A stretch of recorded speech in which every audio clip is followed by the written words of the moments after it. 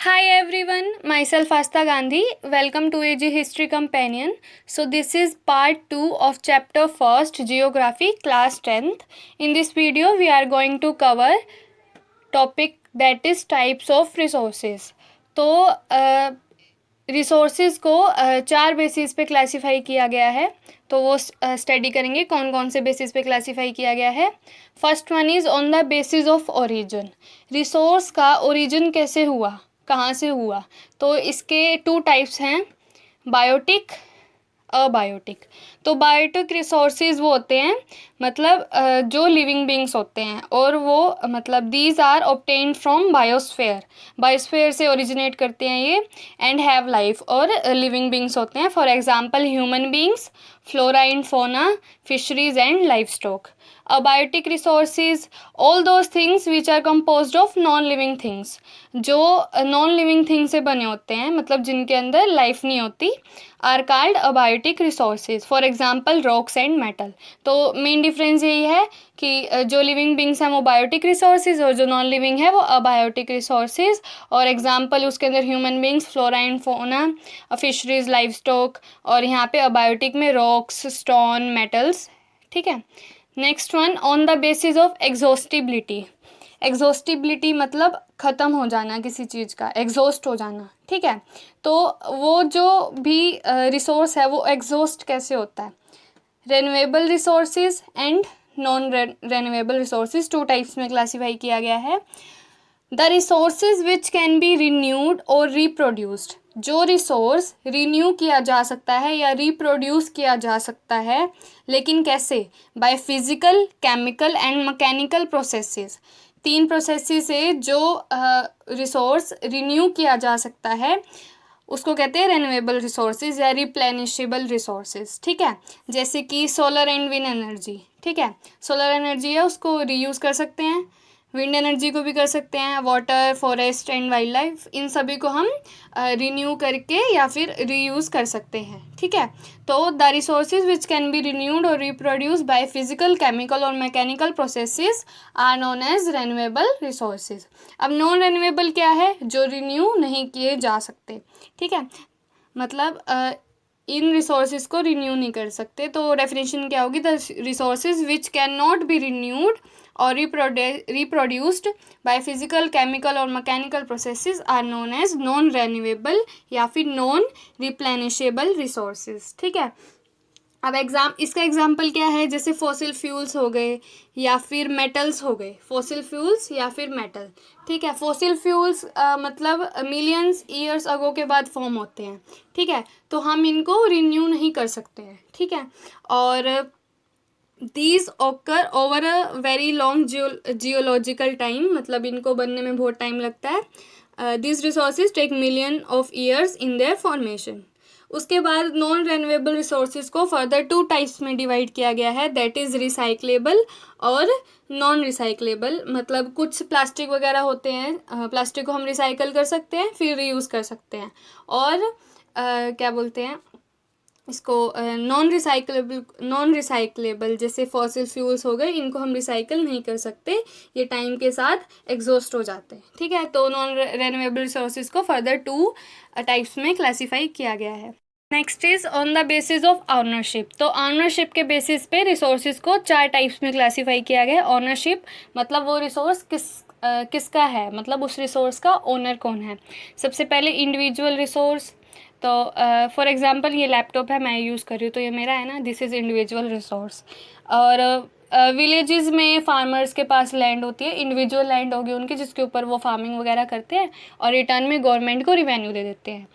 और urban area में urban peoples के पास क्या क्या होते हैं, प्लॉट्स हो गए, हाउस प्रॉपर्टी वगैरह, ये सब उनकी इंडिविजुअल क्या होगी, इंडिविजुअल रिसोर्स हो गए या फिर इंडिविजुअल प्रॉपर्टी होगी। Next is community owned resources.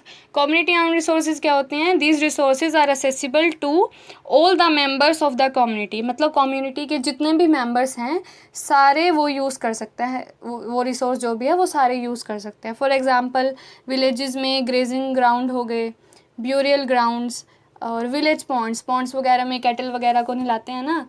Then urban areas में ऐसे कौन कौन से कम्युनिटी आउंड रिसोर्सेज, जैसे पब्लिक पार्क्स, पिकनिक स्पॉट्स या फिर प्लेग्राउंड्स, तो ये अर्बन एरिया के हो गए।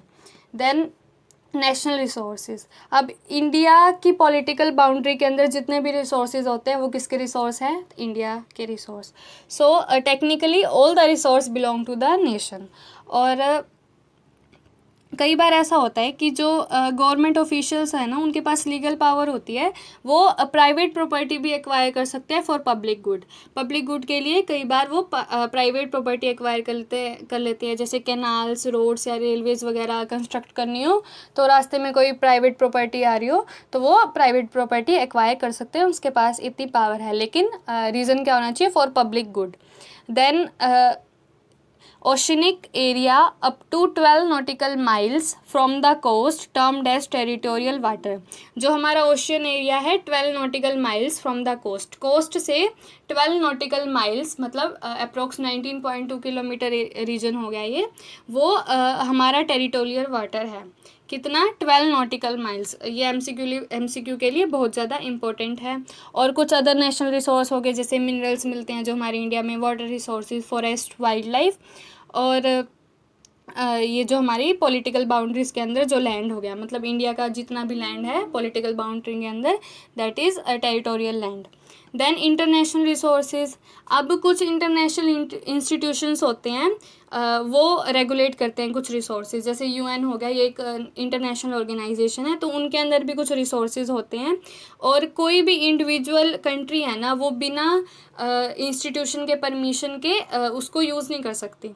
फॉर एग्ज़ाम्पल हमें कुछ इंटरनेशनल ऐसा चीज़ यूज़ करनी है जो इंटरनेशनल रिसोर्स के अंडर आती है, तो हमें पहले इंस्टीट्यूशन की परमिशन लेनी पड़ेगी जिसके अंडर वो रिसोर्स आता है।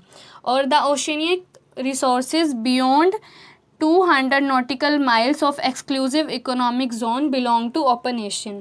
तो एक्सक्लूसिव इकोनॉमिक जोन से जो 200 नॉटिकल माइल्स के बाद का जो रीजन है वो किस में आता है? Open ocean.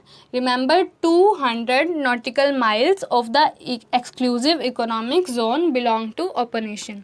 Then on the basis of development, अब डेवलपमेंट के बेसिस पे 4 पार्ट्स में क्लासीफाई किया गया है। सबसे पहले पोटेंशियल रिसोर्सेज, इसमें बच्चे बहुत कन्फ्यूज होते हैं, ध्यान से समझ लेना। Resources which are found in a region but have not been utilised, मतलब ऐसा रिसोर्स जो हमें पता है इस रीजन में मिलेगा लेकिन हमने अभी तक उसको यूटिलाइज नहीं किया है। जैसे गुजरात और राजस्थान में हमें पता है कि विंड एनर्जी और सोलर एनर्जी के लिए पोटेंशियल है, गुजरात और राजस्थान में विंड और सोलर एनर्जी के रिसोर्सेज हैं, लेकिन अभी तक हमने उसको यूज़ नहीं किया है या फिर वो डेवलप नहीं हुआ है प्रॉपर्ली, यूज़ नहीं किया अभी उनको। Then developed resources, potential resources मतलब पोटेंशियल है लेकिन अभी तक यूटिलाइज नहीं किया। डेवलप्ड रिसोर्सेज मतलब मतलब हम उसको यूज़ करते हैं अभी, जैसे resources which are surveyed and their quality and quantity have been determined for utilization, मतलब उस रिसोर्स को सर्वे कर लिया और उसकी क्वालिटी और क्वांटिटी भी पता है हमें ताकि हम उसको अच्छे से यूटिलाइज कर सकें। और मेन रीज़न क्या है? The development of resources depend on technology and the level of their feasibility. जो रिसोर्स का डेवलपमेंट है वो 2 चीज़ों पर डिपेंड करती है, एक तो हमारे पास टेक्नोलॉजी क्या है और एक वो रिसोर्स कितना अवेलेबल है, लेवल ऑफ द फिजिबिलिटी मतलब कितना अवेलेबल है वो रिसोर्स हमारे पास। देन स्टॉक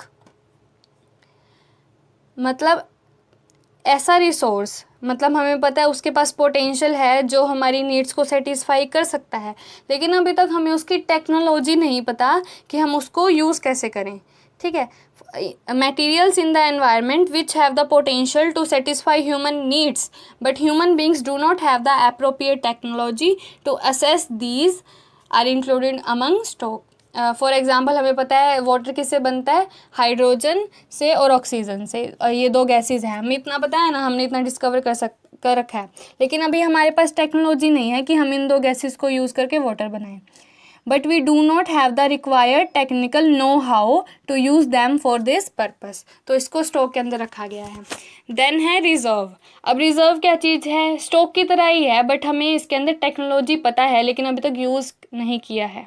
ठीक है, फॉर एग्ज़ाम्पल कि हमें पता है कि जो रिवर है वो हाइड्रो इलेक्ट्रिक पावर जनरेट कर सकता है, ठीक है, और हमें उसकी टेक्नोलॉजी भी पता है, लेकिन अभी तक हमने उसको यूज़ करना स्टार्ट नहीं किया है। और मोस्टली ये किस लिए रिज़र्व करके रखते हैं, मतलब फ्यूचर यूज़ के लिए रिज़र्व करके रखते हैं, तब इसका नाम रिज़र्व है। क्या? These can be use for meeting future requirements, future requirements के लिए रखा जाता है। तो एक बार ये दोबारा रिवाइज कर लो। पोटेंशियल, हमें पता है पोटेंशियल है लेकिन अभी तक यूज़ नहीं हुए हैं। शायद टेक्नोलॉजी पता हो लेकिन अभी तक यूज़ करना स्टार्ट नहीं किया है। क्या पता टेक्नोलॉजी भी ना पता हो, हमें क्या पता। बस पोटेंशियल में ये है कि हमें पता है पोटेंशियल है लेकिन यूटिलाइज नहीं किया अभी। डेवलप्ड रिसोर्स, पोटेंशियल भी है, मतलब डेवलप्ड भी है और यूटिलाइज भी कर रखा है। और किस पे डिपेंड करते हैं? Technology and the level of the availability. Then stock environment में ऐसा मटेरियल है जो मतलब हमारे लिए हमारी नीड्स को पूरा कर सकता है, लेकिन हमें उसकी टेक्नोलॉजी नहीं पता, हम उसको यूज़ कैसे करें। रिजर्व में मटेरियल भी पता है, टेक्नोलॉजी भी पता है, बस अभी यूज़ करना स्टार्ट नहीं किया। फ्यूचर जो नीड्स हैं उनको पूरा करने के लिए रिजर्व कर रखा है। एमसीक्यूज देख लेते हैं एक बार इस टॉपिक के। First is resources divided on the basis of origin are, origin के बेसिस पे कितने टाइप्स में डिवाइड किया गया है? 2, 3, 4, 5, 2। Right option is 2।